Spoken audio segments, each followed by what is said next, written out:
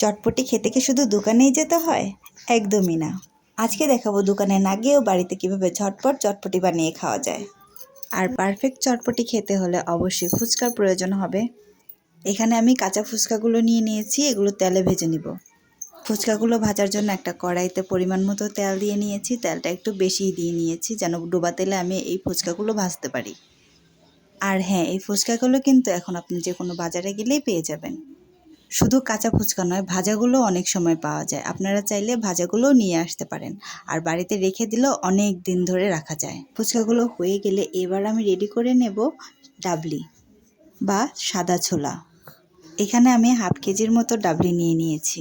আর এই ডাবলিগুলোতে baking soda দিয়ে খুব ভালো মতো করে সিদ্ধ করে নেব।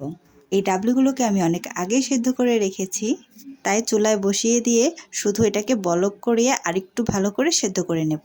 দেখেন আমি হাত দিয়ে দেখিয়েও দিলাম ঠিক কতটা সেদ্ধ হয়েছে। ডাবলিটা গরম হতে হতে এখানে আমি টক পানি রেডি করে নেব। আর সেজন্য আমি অনেকটা তেঁতুল গলিয়ে নিয়েছি। সেই তেঁতুল পানির মধ্যে দিয়ে দিয়েছি আমি চটপটি মশলা, বিট লবণ আর জিরা গুঁড়া। 2 চামচের মতো চটপটি মশলাটা ব্যবহার করেছি, আপনারা আপনাদের প্রয়োজন মতো ব্যবহার করবেন।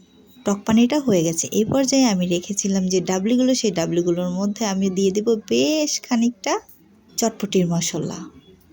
চটপটিতে যারা আলু পছন্দ করেন তারা আলুটাও প্লিজ সিদ্ধ করে নেবেন। আমি আলুটা স্কিপ করে দিয়েছিলাম, তাই আলুটা আমি এখন দিয়ে দিলাম।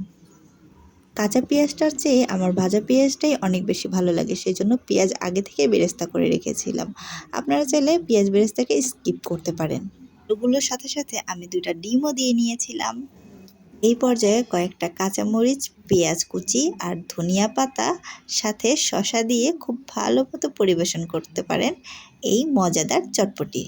আর হ্যাঁ, ডিমগুলো আমি একটু বড় বড় করে রেখেছি যাতে মুখের মধ্যে পড়লে খেতে খুব ভালো লাগে। আর এই পর্যায়ে দিয়ে দিব আমি যে টক পানি করে রেখেছিলাম, সেই টক পানিগুলো। যে যেমন টক পছন্দ করেন সে সেরকম টকই দিয়ে নেবেন। আমি যেহেতু টকটা বেশি পছন্দ করি তাই টক পানিটা একটু বেশিই দিয়েছি। আর আমার রান্নাটা কেমন লাগলো অবশ্যই আপনারা কমেন্টে জানিয়ে যাবেন। আর এমন ভিডিও পেতে অবশ্যই আমাকে সাবস্ক্রাইব করে রাখতে হবে।